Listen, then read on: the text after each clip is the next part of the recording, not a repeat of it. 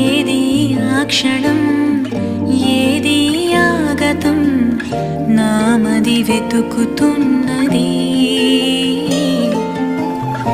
ఏదరి తోచక నిలిచిన జీవితం బరువై బ్రతుకుతున్నది.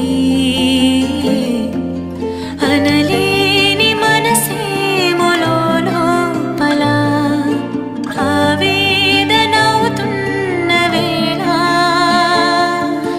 నా నిజం తెలిపేదెలా, నీ జ్ఞాపకం మరిచేదెలా.